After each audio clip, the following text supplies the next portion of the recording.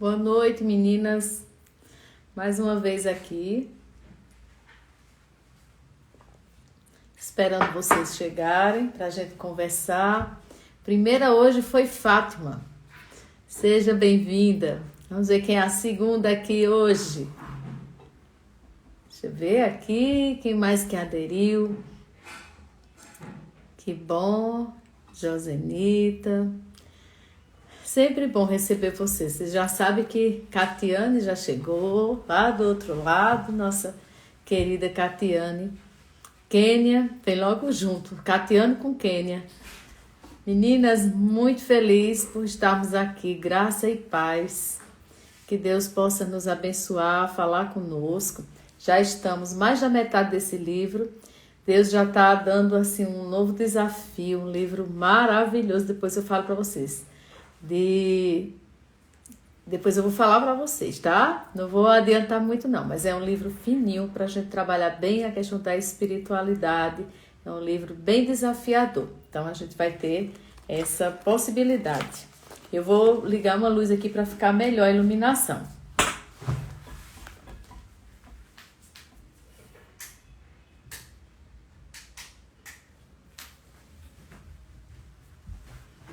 Pronto. Tudo aqui ao vivo, né? Então a gente vai testando aqui as iluminações para ficar melhor para vocês e para minha leitura também. Então sejam bem-vindas, Rafaela também chegando. Como a gente não pode gastar esse tempo, né? Só se cumprimentando, toda vez eu digo a vocês que eu fico morrendo de pena porque eu não posso ficar aqui e para a gente acelerar esse livro e a gente entrar no outro livro, que inclusive foi Rafaela que sugeriu, Rafaela entrou agora, é um livro de Spurgeon e é muito interessante, tá? Rafaela, depois bota o nome aqui do livro já para gente começar a se empolgar com um novo desafio. Então, meninas, estamos mais da metade do livro, vamos começar nossa noite lendo a palavra de Deus. Quem estiver com seu caderninho aí pode anotar como a mulher no reino de Deus ela tem valor, né? Se na história antiga, se no primeiro século, na herança judaica, na cultura romana, se a gente já estudou que a mulher não teve o devido valor, Paulo vem desconfigurando tudo isso e a palavra de Deus coloca a mulher no lugar que Deus sempre quis colocar. Então vamos ver aqui Romanos 16, 1 e 2. Paulo diz: recomendo-vos a nossa irmã Febe, que está servindo a igreja de Cencreia, para que a recebais no Senhor, como convém aos santos, e ajudeis em tudo que de vós vier a precisar, porque tem sido protetora de muitos, e de mim inclusive. Então, Paulo reconhece, é grato pela proteção de Febe, que era uma mulher que servia na igreja de Cencreia. Ou seja, a palavra de Deus sempre colocou a mulher nessa posição de ajudadora. Aquela que, e a gente vai ver, é plena satisfação em Deus, de John Piper, tá? Plena satisfação em Deus. Se Deus permitir, se Deus confirmar, vai ser o nosso próximo livro. E ele é fininho e muito gostoso, assim, maravilhoso, super prático para a nossa espiritualidade. Plena satisfação em Deus. Ok, meninas? E aí vocês já podem começar a procurar esse livrinho de John Piper, que provavelmente Deus vai nos desafiar, que esse a gente já está acelerando, vendo hoje que nesse texto aqui de Romanos 16, 1 e 2, a gente vê que Paulo, ao converter-se, ele valorizou muito a mulher no reino de Deus. E nós, o único problema desse conceito moderno de lar, que a gente viu na última devocional, é que, na verdade, o lar ele era um lugar de vitalidade econômica, era um lugar que existia consumo, né? E era um consumo em família, onde a família produzia. E, infelizmente, o lar passou a ser um lugar de vaidades, um lar de somente assim, de excesso de consumismo. E nós vemos que a questão não é ser próspera, tá? Seja mulher de qualquer estado civil, qualquer faixa etária, para Deus o problema nunca foi a mulher ter condições dentro da família e fora da família. Por exemplo, Lídia. Elas citam aqui que Lídia ela era próspera, ela investiu no ministério dos apóstolos e mesmo assim Paulo não a recriminou de forma alguma. A gente já viu no último capítulo, né, a história de Lídia. E 27 anos antes de Cristo, há 14 anos antes de Cristo, Lídia ela era vista como o perfil de uma nova mulher. Uma mulher que ela era da elite, né, e de uma certa forma ela era uma mulher que ajudava. Então, queridas, nós podemos ver aqui que depois, né, desse período, né, houve entre as mulheres também uma certa crise de valores éticos e morais e que infelizmente nos atinge até hoje. E elas citam que mulheres passaram a trair seus maridos por homens mais jovens porque começaram a deter poder econômico. Ou seja, o dinheiro nunca foi em si só o mal em si, mas a raiz do problema é o amor ao dinheiro, é o que o dinheiro leva o homem ou a mulher a fazer, a atrair, né? a negociar seus valores, seus princípios. E a gente vai ver aqui, nesse começo antes de Cristo, nesse primeiro momento, muitos casamentos e nascimentos começaram a diminuir o número deles e muitas mulheres que eram virtuosas passaram a ser promíscuas por questão de bens que elas começaram a adquirir. Então veja a inversão de valores, de princípios, como está ligada à distância que a gente vai tendo de Deus e a valorização que a gente vai dar a coisas, à matéria. E nesse avanço do evangelho, né, as mulheres elas eram restritas somente ao templo e aos átrios. Então começou a se dividir nessa fase aqui as mulheres que eram as promíscuas e as mulheres que eram as mulheres separadas para servir no templo, aquelas que eram dedicadas. Mesmo assim, os homens sentavam nas sinagogas separados das mulheres, não olhavam para elas, nem falavam, a não ser que fossem familiares. Então, todo esse contexto aqui da história antiga, na igreja do século I, a gente vai observar que está permeado dessa cultura judaico e da cultura romana depois, né? Mas aí Paulo, como nós vimos aqui em Romanos, e nós vamos ver também aqui em Gálatas 3, do 26, Gálatas 3, 28. Diz aqui: Dessarte não pode haver judeu nem grego, nem escravo nem liberto, nem homem nem mulher, porque todos vós são um em Cristo Jesus. E se sois de Cristo, também sois descendentes de Abraão e herdeiros segundo a promessa. Então a gente vai ver mais uma vez confirmado aqui na palavra que a Bíblia não faz distinção, não tem preconceito contra a mulher, que isso foi muito mais uma questão cultural do que bíblica.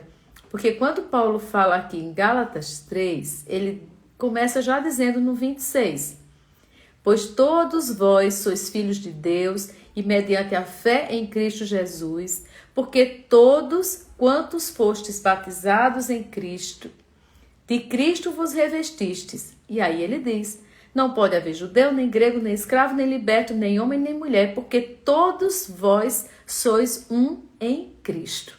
Amém? Então nós, enquanto mulheres que cremos na palavra de Deus, que somos cristãs, quando a gente ouvir alguém dizendo que a Bíblia tem preconceito contra a mulher, que mulher é inferior a homem porque a Bíblia trata assim, nós temos a função de dizer, não, a Bíblia não. A Bíblia, quando diz aqui, todos são um em Cristo Jesus, não existe essa diminuição, Deus nunca fez isso. Amém? E aí, continuando, a gente vai ver que as mulheres elas eram produtivas para a glória de Deus e a Bíblia promovia as mulheres nesse contexto como um arquétipo de sabedoria. E elas citam aqui Provérbios 31, que vai chamar essa mulher virtuosa de frutífera. Essa era uma mulher, como a gente já falou dela, ela investia a longo prazo. Ela era uma mulher empreendedora, como Dorcas, como Lídia, né? E como outras mulheres que foram destacadas na Bíblia. Aí a gente vai ver aqui, na Teologia do Trabalho, que é a segunda parte do livro, que o trabalho é uma dádiva para nós. Seja dentro ou fora de casa, sempre lembrando, ele nos dá propósito. Através do trabalho, Deus dá propósito para os nossos esforços, aquilo a que nós fomos chamadas. Tá? Então, esse propósito começa lá no Éden. E o jardim foi feito para que o ser humano trabalhasse, né? Deus confiou aos homens o trabalho. Então, a gente vai ver lá no Jardim do Éden, quando tudo isso começa. E nessa teologia do trabalho, a gente vai começar a estudar aqui que a mulher, ela tem diante de Deus um chamado, seja ser humano, homem ou mulher, nós temos um chamado. E vamos ver aqui que esse chamado é cheio de propósitos. A gente não vai voltar a Eva, mas vocês podem anotar no caderninho de vocês Gênesis 2, que quando ele chama Eva a fazer uma parceria com Adão, né? Ali a gente vai ver que o trabalho foi compartilhado. Eles passaram, por exemplo, a nomear, a dominar sobre o jardim do Éden, né? Como criaturas de Deus. Então foi um trabalho compartilhado. Deus já não fazia distinção desde o jardim do Éden. Então, queridas, o pecado deles, né, é o que tornou o trabalho difícil. É como a gente começa a entender hoje o trabalho como um labor, o trabalho começa a ser difícil, porque o homem deveria, né, até tem essa citação bacana no livro, que o homem deveria ser jardineiro, mas em razão do seu pecado tornou-se lavrador. Mas Deus diz, governem sobre ela, sobre a terra, tenham domínio. Homem e mulher foram chamados a trabalhar, a terem domínio sobre a terra. Mas o pecado transformou o ser humano de jardineiro a lavrador, né? Então nós estamos vendo mais uma vez que a mulher, que sempre foi ajudadora, idônea e capaz, como El está dizendo, ela, a partir, junto com o homem, também como o trabalho foi dado como um chamado compartilhado, ele também passou a ser pesaroso por conta do pecado. Não porque Deus fez o trabalho para ser pesado, para ser um castigo para o ser humano. Não. E o trabalho, ele pode ser transformado. Como? Deus transforma o nosso trabalho primeiro nos transformando. Deus transforma o nosso trabalho primeiro nos transformando. Ele nos dá as qualidades que nós não possuíamos. Quanta coisa a gente faz hoje que a gente diz assim, eu nunca imaginei que eu fosse saber isso. Quantos dons e talentos eu tenho, você tem, que a gente faz em casa. Eu acho que nessa pandemia nós descobrimos um monte de dons e de talentos, né?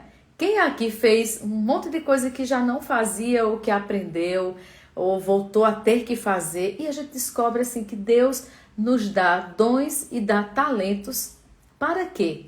Né? Por que Deus nos dá isso? Segundo Lutero, todo trabalho é medido diante de Deus somente pela fé.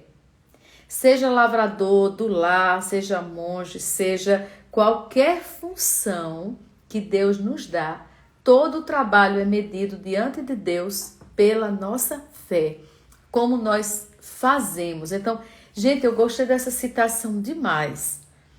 Deus transforma nosso trabalho primeiro nos transformando. Quantas pessoas que antes de conhecer a Cristo faziam o seu trabalho por fazer, não encontravam nele um propósito, não se sentia realmente chamado, né, como uma missão. não evangelizava dentro do seu trabalho, não se preocupava em dar bom testemunho, né? Fazia por fazer, ou fazia para ganhar dinheiro, para comprar coisas. E qual o sentido da vida? Porque quanto mais a gente ganha, mais a gente gasta, né? Às vezes o dinheiro entra, não sei o de vocês, mas às vezes ele entra e sai correndo. Ele mal chega e já vai, né? Assim. E aí a gente perde o propósito. Qual o sentido da vida se não o trabalho não for medido por nossa fé? E aí a gente vai ver aqui que também o trabalho é uma colaboração do amor. Vocês podem ver depois em Mateus 6:25, anotem no caderninho, e Marcos 6:3. E vocês vão ver. O trabalho é transformador, o trabalho é uma colaboração do amor e tem que ser, porque senão, imagina. A gente já sabe, né, que nossa vocação é a máscara de Deus, que Deus se esconde por trás da nossa vocação. A gente já sabe que o trabalho é uma forma de Deus responder à nossa oração do Pai Nosso.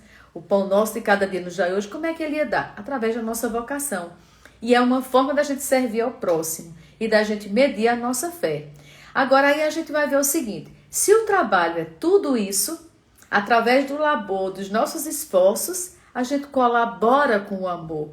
A gente acaba sendo o próprio amor de Deus na terra. Senão, a gente ia trabalhar somente o quê? Para comer, dormir, acordar cedo, correr de novo para trabalhar, para comer durante o dia, para dormir à noite, para no outro dia trabalhar. E a vida ia passar como um vapor, porque ela passa. E qual sentido ia ter esse nosso trabalhar na terra?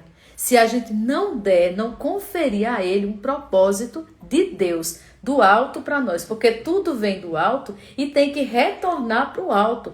Porque se não retornar para o alto, esse propósito não é redefinido. Se a gente ver aqui em Filipenses 2:13, vejam aqui comigo. O propósito ele é redefinido quando? 2:13. Porque Deus é quem efetua em vós, tanto querer como realizar, segundo a sua boa vontade. Fazei tudo sem murmuração, nem contendas, para que vos torneis irrepreensíveis e sinceros, filhos de Deus, e inculpáveis, no meio de uma geração pervertida e corrupta, na qual resplandeceis como luzeiros no mundo. Amém?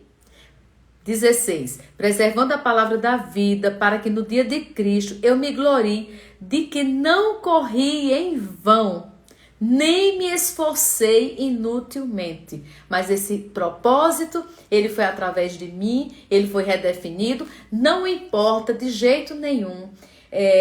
Não importa de jeito nenhum qual é a função que Deus nos deu. O importante é que a gente redefina, a gente colabore com o amor de Deus nesta terra, que primeiro nós sejamos transformados para que o nosso trabalho de fato seja transformador.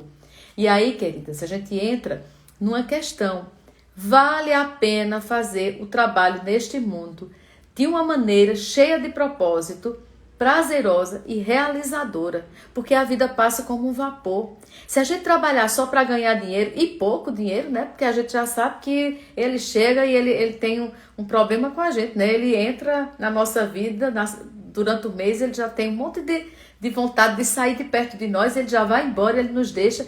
Imagina, vai chegar uma hora na nossa vida que a gente vai ter que trabalhar menos, a gente vai ganhar menos, entra um período de aposentadoria, né? Infelizmente no nosso país há uma grande perda e aí a gente pode ter uma crise de sentido da vida, de propósito. Trabalhei tanto, para quê? Né? Gastei tanto minha saúde, meus anos produtivos, para quê? Nós precisamos de um para quê? E nós só temos esse para quê quando a gente redefine esse propósito em linha com a vontade de Deus para nós e por nós. E aí a gente vai entrar noutra questão agora, que é, bom, Josi, trabalhar, trabalhar, trabalhar. E a gente vai viver só de trabalhar? Não. A gente vai entrar agora no capítulo 6, que a gente vai tratar sobre o descanso, tá? O descanso. Ter uma hora do nada. Eu acho importante ao longo do dia a gente ter uma hora do nada. eu acho importante, eu nem li aqui o comentário, não sei do que falaram aqui, mas Deus, ele deve se orgulhar de nós, né? Ele que deve se orgulhar e dizer assim, serva boa e fiel, no muito eu te coloquei, se no pouco ou se no muito te coloquei, foste fiel. E nós precisamos exatamente que Deus se orgulhe do nosso trabalho. É Ele, principalmente, que precisa se orgulhar do que a gente faz. Agora, queridas, nós precisamos não entrar nessa tentação dos excessos, porque pode nos adoecer, tá? E precisamos ter uma hora do nada. Eu sugiro, eu acordo bem cedo e antes de começar tudo eu tiro uma hora do nada, para assistir uma coisa que eu quero, para fazer uma leitura, para simplesmente não fazer nada, para ficar deitada, mas ter uma hora do nada, de orar, sabe? É importante a gente ter essa hora do nada. Uma coisa que um fenômeno que aconteceu no Japão, principalmente no pós-guerra, quando eles dispararam, né, como um país muito produtivo, começou a existir uma frequência de mortes por implicações cardíacas e cerebrais, e deu-se a esse fenômeno um termo chamado karoshi. Karoshi é morte por sobrecarga de trabalho. Então, no Japão, esse estresse relacionado ao trabalho, ele era muito comum em empregados que trabalhavam mais de 12 horas por dia, sem finais de semana. Olha só, essa sobrecarga física, emocional, psíquica, ela começou a causar mortes, que é exatamente o trabalhar sem descanso, que é o karoshi físico e provoca também um karoshi espiritual, né? Porque você não vai ter descanso. E essa falta de descanso, a gente tem que ver hoje que muitas pessoas estão sendo tentadas pelo excesso de fama, de fortuna, de aprovação dos outros, a não ter descanso, a achar que tem que trabalhar nesse sistema hoje de mais de 12 horas, 13, 14 horas por dia, sem se permitir um descanso, tá, queridos? O excesso de tecnologia, de telas, que a pessoa trabalha durante o dia e continua a trabalhar quando chega em casa, ainda continua ligada aos aparelhos. Inclusive, eu assisti depois vocês me lembrem que eu vou colocar aqui para vocês, mas tem uma série, um documentário na Netflix que eu assisti hoje, super interessante. O Dilema das Redes. Anotem aí. O Dilema das Redes. Gente, fala do excesso de redes sociais, o risco para a nossa saúde física e social, mental, o risco para crianças e adolescentes, o vício, a manipulação que pode estar por trás de tudo isso. Assista esse documentário na Netflix, tá? O Dilema das Redes. E aí nós precisamos hoje estar atentas a essa tentação do excesso, dos excessos que estão nos adoecendo. Caroline e Nora, elas falaram até de exemplos pessoais. Caroline, como autônoma, ela diz que precisou ter a consciência de que a provisão dela vinha de Deus e não do excesso de trabalho. Até que ela começasse a entender isso, ela disse que respondia e-mails fora de hora, se encontrava com clientes na hora que o cliente queria, não respeitava sua vida pessoal. Por quê? Porque como ela não tinha uma renda fixa, ela ter que trabalhar em excesso para garantir. Por quê? Porque era autônoma. No caso de Nora, ela disse que a tentação dela do descanso foi o oposto. Elas precisavam ser super ocupadas. Então, mãe desocupada, como assim? Não existe mãe desocupada. Então, tinha que estar o tempo todo pensando, tenho que fazer isto. Conheceram que descanso, tá? E que o descanso não é uma mera inatividade, é restaurador. Descansar é restaurar nossa capacidade de trabalho, não é inatividade. E eu quero concluir nos levando aqui para o Salmo 121:4, tá? Para a gente encerrar. Salmo 121:4, quando a gente vai ver aqui que nós precisamos colocar As coisas, cada coisa no canto certo. Nós devemos colocar o nosso olho no canto certo. Salmo 121, 4. Quando diz, eleva os olhos para os montes, de onde me virá o socorro? Aí no 4 diz, é certo que não dormita nem dorme o guarda de Israel. O Senhor é quem te guarda, o Senhor é a tua sombra à tua direita. De noite não te molestará o sol, nem de noite a lua. E no 2 ele diz, o meu socorro vem do Senhor, que fez o céu e a terra. Então, queridas, a gente vê aqui que a gente tem que elevar os olhos para o alto, é de lá que vai vir o socorro. E mesmo a gente sendo uma mulher que trabalha fora de casa ou dentro de casa, a gente tem que estar consciente que a nossa provisão diária vem do Senhor. Não vem do muito trabalho, da muita correria nossa, nem do nosso status onde estamos na sociedade. Nossa provisão vem do Senhor. Nós só respiramos porque o Senhor nos permite respirar. Então, descanso não é inatividade. Deus nos deu, inclusive, provas de que Ele muitas vezes botou o povo de Deus para descansar. E Ele proveu o recurso para esse descanso. Quer um exemplo? Vejam lá em Êxodo 16, 3, choveu pão do céu. Choveu pão do céu. Deus proveu. E foi um recurso para o descanso do povo de Deus. Então, Deus, o descanso, Ele nos deu como uma marca e como um dom, propósito dEle. Então, a gente vai ver aqui que Deus deu o dia de descanso, o sabá, O povo de Deus como sendo separado para a sua glória, quer dizer, o sabá. É Deus separando o povo dele para a sua glória. Nós podemos e devemos, sem culpa nenhuma, tirar o nosso dia de descanso para Deus nos restaurar físico e espiritualmente, porque somos o povo separado para a sua glória.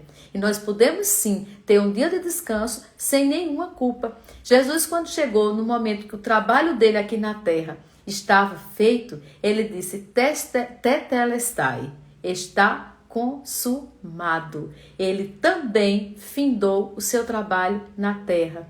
E a gente já viu e está sempre lembrando que nós lemos aqui juntas no livro que todo o papel que Deus nos confiar nesta terra vai findar-se nesta terra. O único papel que nós temos que vai conosco para toda a eternidade é sermos filhas de Deus, filhas do Altíssimo, filhas desse Deus que nos guarda e a sua sombra, Ele nos guarda de dia, Ele nos guarda de noite. Ele é esse que não dormita, Ele não cochila.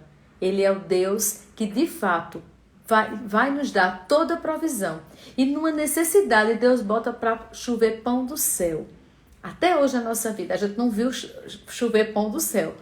Mas quantas vezes na nossa vida Deus levantou pessoas, Deus abriu portas, Deus mostrou situações de escape, de saída para nos prover o pão de cada dia. Por isso estamos vivas aqui, Porque Deus não nos deixou sós. Queridas, cuidado com os excessos. E eu quero me despedir de vocês dizendo, cuidado com o excesso, porque também todo excesso, quando a gente infringe os princípios de Deus, pode nos adoecer. Por exemplo, excesso. Eu vou lembrar aqui, excesso de passado pode nos levar até uma depressão. Excesso de futuro, a gente querer ter o controle da vida, a gente ficar sofrendo por antecipação, querendo tudo sob o nosso controle, sobre o nosso poder, pode nos levar a um quadro de ansiedade, a sofrer por antecipação, por preocupação em excesso. E o excesso de presente pode nos levar ao estresse, que é considerado uma doença inflamatória do nosso sistema geral, Nosso metabolismo ele pode adoecer por um excesso, uma desordem, até mesmo hormonal, por conta do estresse. Ou seja, excesso de passado pode nos levar à depressão. Excesso de futuro a um quadro de ansiedade. E excesso de presente a estresse. E tudo isso porque nós muitas vezes tiramos nossos olhos dos montes, de onde virá o nosso socorro. a nossa provisão, de onde chove pão do céu, de um Deus que não cochila nem dorme, que é o guarda de Israel. E é esse mesmo Deus que nos chama de meninas dos seus olhos. Meninas dos olhos de Deus, é o que nós somos. E aí eu quero falar sobre isso com vocês, me despedindo. Segunda-feira a gente vai ter outro convidado aqui, tá? Então vamos tratar de questões agora emocionais. Por quê? Porque eu lembrei que a última semana é o finalzinho do Setembro Amarelo, que é um mês que é dedicado ao cuidado da saúde emocional. Um mês de prevenção à depressão, né? E junto com a depressão vem essa sobrecarga que traz estresse ou pode trazer ansiedade para a nossa vida, porque nós não somos do mundo, mas estamos no mundo e sofremos esses impactos do mundo. E aí nós vamos ter como convidado, quem deu a ideia foi Lúcia, que está aí, o irmão de Vanessa, que é da nossa live também, que é Breno Brilhante. Então, Breno é missionário da MPC, ele é também capelão de escola.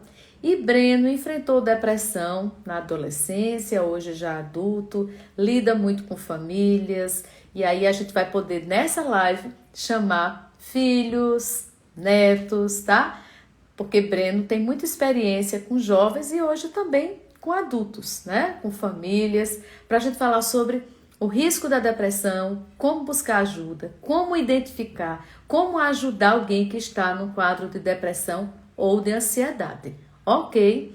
Então vou colocar o postzinho, é o colega de Catiana aí da MPC, nosso missionário queridíssimo Breno Brilhante.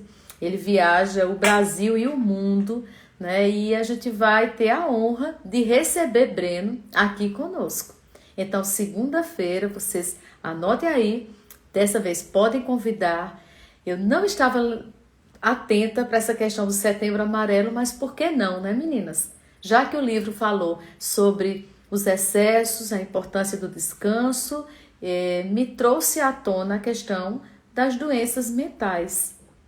Que não é porque somos de Deus, não é porque nós somos crentes em Cristo, que nós não podemos estar no mundo sujeitas a toda essa avalanche que o mundo tem nos trazido a enfrentar. Então vamos cuidar de nós, tá? E se ele canta, Breno canta também. A gente bota ele para cantar, Elci. Meninas, então, ó, até segunda, se Deus quiser. E segunda-feira vocês podem botar aí, tá? A galera de casa para assistir. E o livro Plena Satisfação em Deus, de John Piper.